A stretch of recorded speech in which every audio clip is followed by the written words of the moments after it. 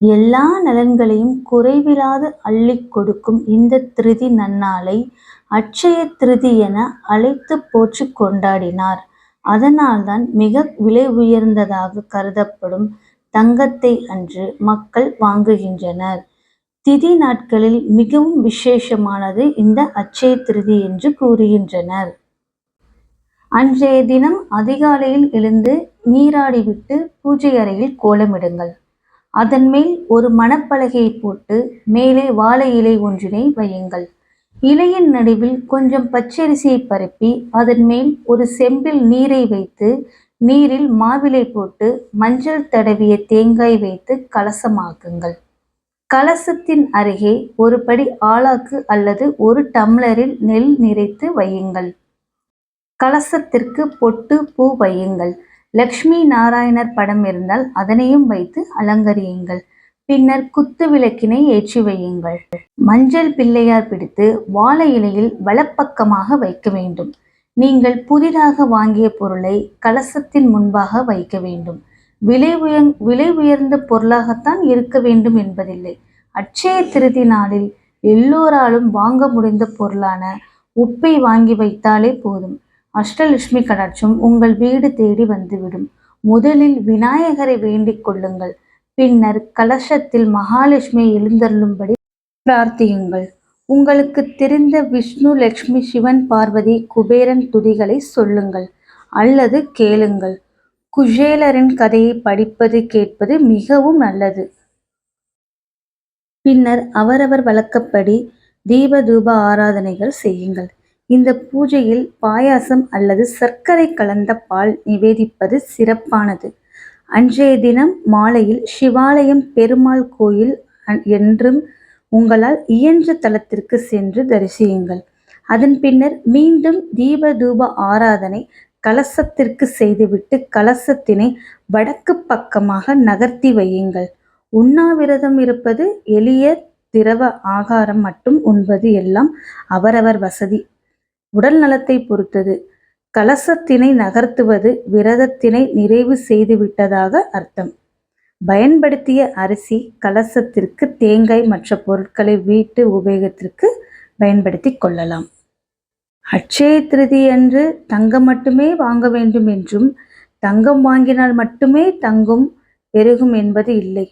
அன்றைய தினம் என்ன வாங்கினாலும் மென்மேலும் பெருகும் என்பதுதான் ஐதீகம்.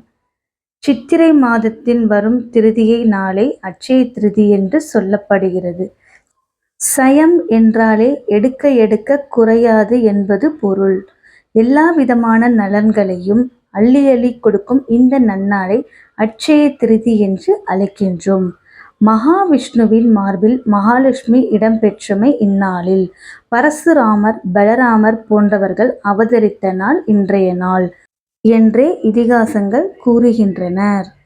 வறுமையில் வாடிய குசேலன் தனது நண்பனான கிருஷ்ணனை பார்க்க சென்றபோது கொண்டு சென்ற 3 பிடி அவலை உண்டு பதிலாக கோடி கோடியாக செல்வங்களை அள்ளி கொடுத்து குசேலனை கிருஷ்ண பரமாத்மா குபேரனாக்கிய திருநாளும் இந்த அட்சய திருதியின் நாளே என்று கூறப்பட்டுள்ளது. பஞ்ச பாண்டவர்கள் வனவாசம் சென்றபோது உணவுக்கு அவர்கள் கஷ்டப்படாமல் இருக்க கண்ணன் அட்சய பாத்திரத்தை அவர்களிடம் கொடுத்ததாகவும் அவர்கள் தேவையான போது அந்த அட்சய பாத்திரத்தின் மூலம் அல்ல அல்ல பெற்று புசித்ததாகவும் மகாபாரத கதையில் சொல்லப்பட்டுள்ளது. சிவபெருமான் தன் பிச்சை பாத்திரத்தில் நிரம்பும் அளவு உணவை காசியில் அன்னபூரணி தாயாரிடமிருந்து பெற்றுக்கொண்டதும் துச்சாதனன் பாஞ்சாலியின் புடவையை உருவிய போது கண்ண பரமாத்மா அட்சய என்று கூறி அருள துச்சாதனன் உருவ புடவை வளர்ந்து கொண்டே இருந்த நாள் இந்த அட்சய திருதி நாளே என்று. அதனால்தான் அட்சய திருதியில் எதை செய்தாலும் வளர்ந்து கொண்டே இருக்கும் என்று இந்த நாளில் ஏழை எளியவர்களுக்கு அன்னதானம் செய்வது, நல்ல காரியங்களுக்கு உதவுவது போன்றன அளவற்ற புண்ணியத்தை கொடுக்கும் எனவும் ஆன்றோர்கள் கூறுகின்றனர். ஸ்ரீ லட்சுமியானவள் வைகுண்டத்தில் மகாலட்சுமியாகவும் பார்க்கடலில் ஸ்ரீலட்சுமியாகவும் இந்திரனிடம் சுவர்க்க லட்சுமியாகவும் அரசர்களிடம் ராஜலட்சுமியாகவும் வீரர்களிடம் தைரியலட்சுமியாகவும் குடும்பத்தில் கிரகலட்சுமியாகவும் பசுக்களில் கோமாதாவாகவும் யாகங்களில் தட்சிணையாகவும் தாமரையில் கமலையாகவும் அவிர்வாகம் அளிக்கும்போது சுவாகதேவியாகவும் விளங்குகிறாள். இப்படி சகல யோகங்களுக்கும் ஆதாரமாக அன்னை லக்ஷ்மி விளங்குகிறாள். ஆதலால் அட்சய திருதியன்று நாம் வாங்கப்படும் எந்த பொருளும் இல்லத்தில் குறைவின்றி நிறைந்திருக்கும் என்பது நம்பிக்கை. அதனால்தான் இந்நாளில் தங்கம் வாங்க விரும்புகின்றனர். ஆனால் இவ்வளவு விலை உயர்ந்த பொருளை அனைவராலும் வாங்க இயலாது. அதற்காக மனம் தளர வேண்டாம். உப்பு, அரிசி மற்றும் தேவையான ஆடைகள், ஏதாவது ஒரு சில பாத்திரம் என எதை வேண்டுமானாலும் வாங்கலாம். பெண் பார்க்கும் படலம், நிச்சயதார்த்தம் போன்றனவற்றை இந்த நாளில் செய்வது மிகவும் நல்லது என்றும் சொல்லப்பட்டுள்ளது. அட்சய திருதி நாளில் தானம் செய்வது சிறந்தது. அதுவும் ஏழைகளுக்கு அன்னதானம் அளித்தால் செல்வ வளம் பெருகும். பல வகைகள் அளித்தால் உயர் பதவி கிடைக்கும். வெயில் தீர குடை, விசிறி, காலணி வழங்கினால் இன்ப வாழ்வு உண்டாகும். ஆடை தானம் ஆரோக்கியம் கூடும். தாகம் தணிக்க தண்ணீர், மோர் வழங்கினால் கல்வி வளர்ச்சி பெருகும். அட்சய திருதியை நாளில் பூஜை அறையில் குல தெய்வங்களையும் இஷ்ட தெய்வங்களையும் வணங்கி வழிபடும் போது பூஜை அறையில் தொழில் ஆவணங்கள், பணம் இவற்றையெல்லாம் வைத்து அவர்களுக்குரிய மந்திரங்களையும் உச்சரித்து வலம்புரி சங்கில் தீர்த்தம், பால் போன்றவை வைத்து சாமிக்கு நிவேதனம் செய்ய வேண்டும். இத்துடன் அருகம்புல், வில்வம், துளசி, மரிக்கொழுந்து, மல்லிகை, செந்தாமரை மலர்களாலும் வீட்டிலும் வியாபார ஸ்தலங்களிலும் வழிபட்டால் தொழில் முன்னேற்றம், குடும்ப விருத்தியும் ஏற்படும்.